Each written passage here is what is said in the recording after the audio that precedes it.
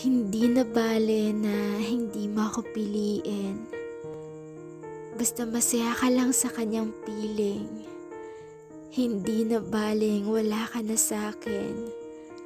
Basta makita lang kita na masaya ay okay lang din. Kasi ganyan naman diba?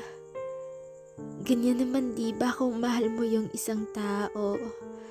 Kasi kahit na ikakasakit mo pa, basta masaya lang siya ay okay ka na. Yung feeling na nasasaktan ka man pero di bale. Basta masaya lang siya ay okay na. Ganon ang totoong pagmamahal. Yung kaya mong isakripisyo yung kasiyahan mo para sa taong mahal mo.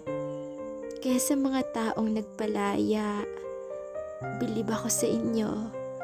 Kasi kaya niyong palayain ng tao kahit na sobrang masasaktan kayo.